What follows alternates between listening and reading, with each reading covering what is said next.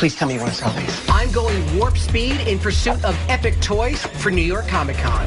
And my expedition is uncovering some out-of-this-world finds. You gotta be kidding me. At astronomical prices. $700, $2,100, $26,000. So I'm upping the stakes and going after my biggest sales goal ever, $35,000. $1,200, man. But one misstep What? could torpedo my chances. Son of a... This is how stuff breaks. I'm Jordan Hembrough. For over 25 years, toys have been my life. That's something I want. My mission is to explore the globe. Do you know how much I can get for this? Finding fortunes buried in your toy chest at flea markets, auctions, and mega conventions. I just touched a $17,000 toy. They call me the Toy Hunter. What are you packing? Masters. Okay. Hey, man. New York Comic Con is fast approaching, and my team and I are starting our prep. Can I get the box one? Thanks. The country's second largest pop culture event is a mecca for toy dealing and one of the craziest expos on the planet. Over 115,000 people came out last year, and more are expected this year. So this could be a record-breaking weekend for sales. I've set a lofty goal of $35,000. So I'll need way more marquee toys to truly set the booth apart. And what's more marquee than Star Wars? Where are these people that you've been talking about? Oh, Tom and Ann. Tom and Ann. Yeah, Arizona. Star Wars? Yeah, she has carded figures. I saw some pictures. The stuff looks good. It's worth the trip, I'm telling you. If Steve is right about this stockpile, it could mean huge dollars at Comic-Con. Thank you. But I've got to get eyes on them first to be sure they're the real deal. So we're headed west to scope out these Star Wars figures in Scottsdale, Arizona, a town that has managed to keep its 19th century Old West atmosphere through the years. Hey! Jordan. Hi, how are you? I'm Ann. I have many, many antiques that were handed down to me. It must be Tom. I'm Stevie. Oh, Steve. I'm Tom, and I agree with everything she says. I grew up with antiques. I have childhood toys, my mother's dishes. I appreciate antiques. I'm digging in. Go right ahead. Lando. Here. I got cooties. Look, Vader chewed gum. Star Wars is gonna have to wait. Nice. There's gotta be some other awesome toys here. Jerry Mahoney. That was actually mine. Made by Giro Novelty Corp.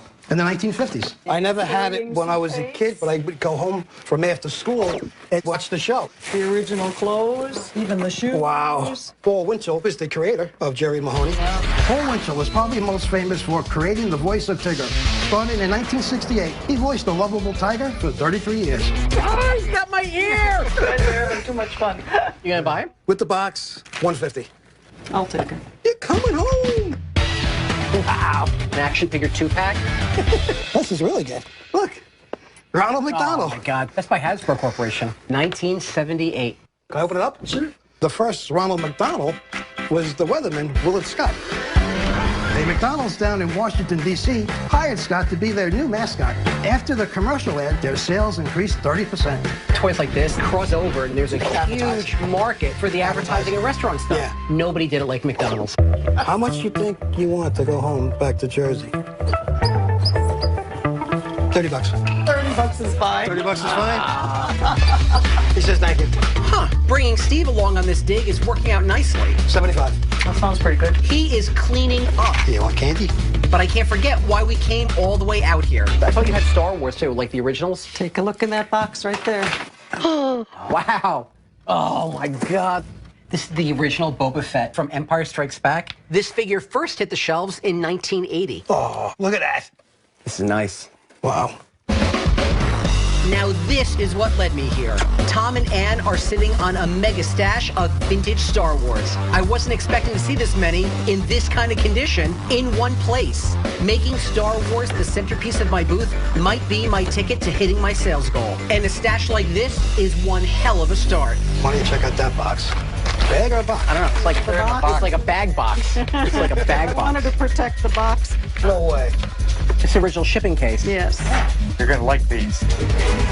You gotta be kidding me.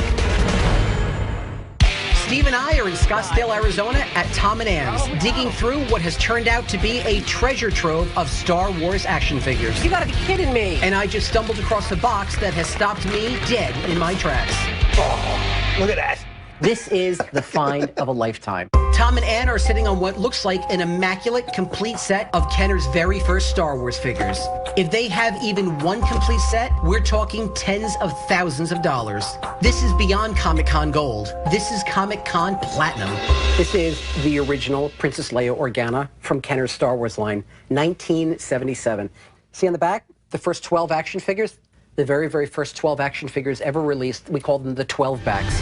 Kenner's original 12-backs were the company's first action figures released in the 3 3/4 inch scale. And they changed the toy market forever, with already established action figures like G.I. Joe being produced in the same size soon after.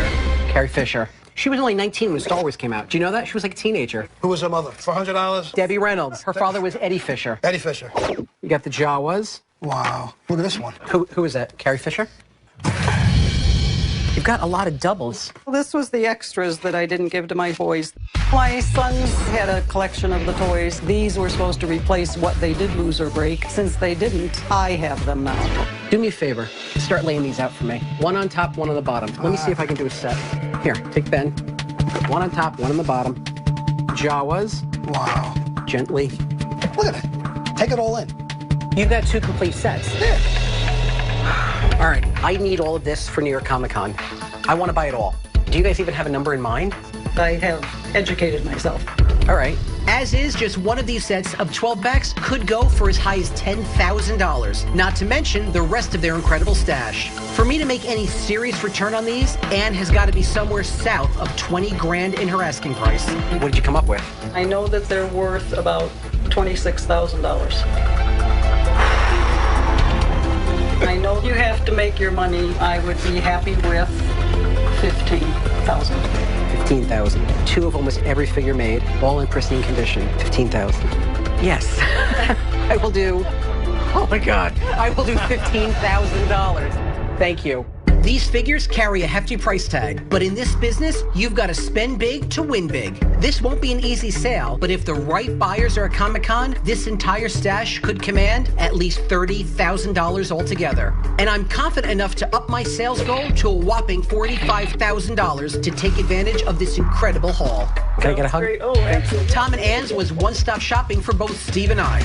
Steve grabbed a classic Jerry Mahoney ventriloquist doll for $150, and at worst, he'll get $225 for it. But the real prize of the day was the pristine collection of 130 Star Wars action figures, including 2 sets of the original 12-backs for $15,000. A stockpile like this is a huge game changer ahead of Comic-Con, but I'll need way more Star Wars gems if I'm going to use the galaxy far, far away to generate record sales.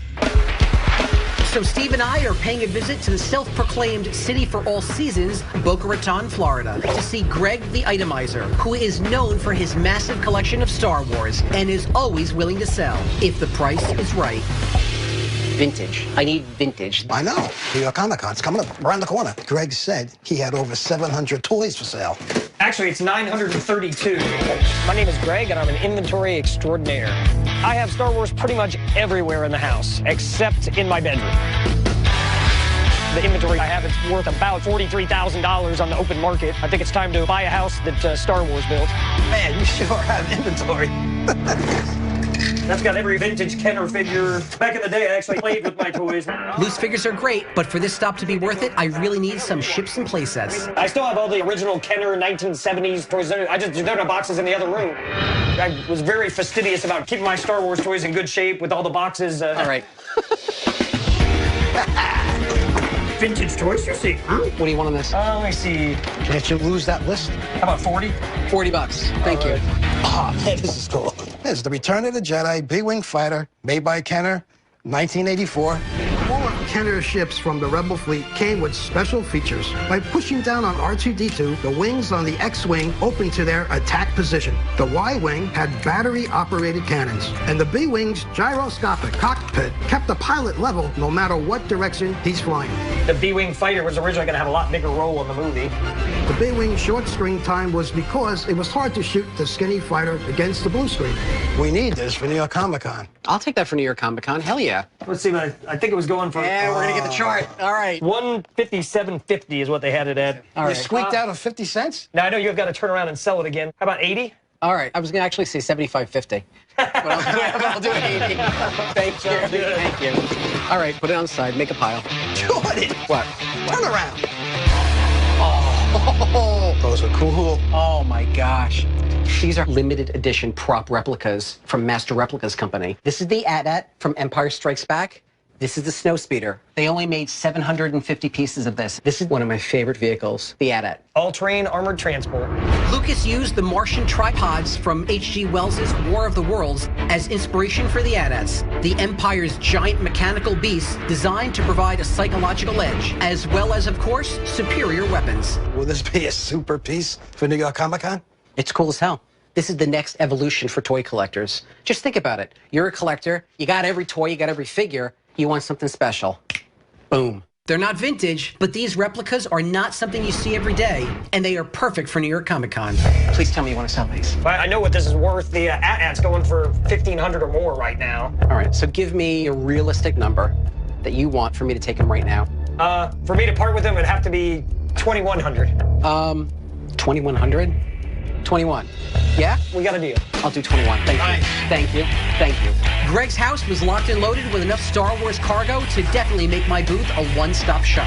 I flew off with the elusive B-Wing for $80, and a new pilot should take it home for $160. But the big surprise of the day was the AT-AT and Snowspeeder from Master Replicas for $2,100. If the right buyer is at Comic-Con, I could potentially rake in $3,500 for the pair. I hit the road searching for marquee Star Wars toys, and I'm returning with a legendary cachet of Kenner's Classics to hopefully propel me to a record $45,000 in sales. And now, New York Comic Con awaits. The East Coast premier pop culture event has grown to hundreds of thousands of guests annually, and a record 130,000 visitors are expected this weekend. I've got Captain Comic-Con Dave, the Toy Whisperer Steve, He's telling me to buy it, I think. and rookie Toy Scout Travis with me, That is factory sealed. working feverishly to put the final touches on the booth. These are some of the sweetest Star Wars figures you've had in a long time, buddy. What's the postcard say? It's a history of the Star Wars 12 backs, who they're made by, and also the price, 20 grand. 20,000 For 12 figures. A lot of money. Not only did I drop $15,000 on Tom and Ann's entire collection without a buyer, I spent another $5 grand having them graded and cased by Action Figure Authority. They check for any imperfections on the toys, like creasing, tearing, and fading, and assign grades accordingly on a scale from 1 to 10. The higher the grade, the better the toy, and these figures achieved amazing scores of 8.5 and higher, and just one set of the 12 backs became practically priceless. Getting all these in one shot is like finding like a needle in a haystack. I'll do 50 a piece on these. Interested in Yoda? Ice 700. Deal. May the force be with you, man. The Ewok is awesome. 150? All right. Congratulations, man. We're off to a great start at Comic-Con. Inventory is flying off the shelves. He's also interested in the cantina. 75. But my first potential big-ticket sale will go a long way in determining if I can reach my record sales goal. Let's tear it open. No, don't tear anything open. It's really, really fragile. Yeah, and it's really, really expensive, too. Right, it's really, really expensive, too. Hold on, pineapples, hold on. I haven't even seen it since we shipped it. Look at that. Ooh. Yeah, ooh. All right, wait, just let me... Hold on here. This is how stuff breaks. What? What? Son of a... Hey, toy fans, check out TravelChannel.com for the latest in my toy tricks and tips. We're at New York Comic Con going for a record sales mark of $45,000, and I was counting on selling the rare AT-AT replica to help get me there. But a potentially devastating issue might have just cost me. Son of a... Now I'm really stressed. It's actually broken. It's broken. You think your buyer's still going to want to know with the broken case? I don't know. You're not going to get the retail price that we wanted. Not now. It's going to crack. I can't sell the AT-AT in this condition. This is the sort of risk you take when you ship higher-end items, and I'm gonna have to bite the bullet on this one. You know what? Just put it in the back. I'll be able to have the case eventually fixed, but losing this major sale today is a blow to my chances of hitting $45,000 in sales. Well, I guess we need to sell that Star Wars set. Yeah, now even more? Hell yeah. Let me talk to a couple of dealers and see if I can move that whole set for you. What are you, shopping around? I'll shop it around. Take Travis, take David. I'll do this by myself. Sending my A-team out to visit other booths to find potential buyers is just what it takes sometimes. And if anyone can handle it, it's these guys. It's now 12 backs or bust. Excuse me, man. Great Power Rangers collection. What's happening? You got some plush? What would Jordan do? Dave!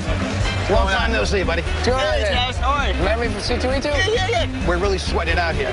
Trying to sell the whole set, huh? Yeah. Good to see you. Good to see you again. You want me to buy them off you? I got a guy. I don't know if he's committed to anything that big before. I'll make a few calls. I appreciate it. I'll see what I can do for you. Thank you, man. James, All right, thank you very much. I'll see you around. Yep, I'll see you later.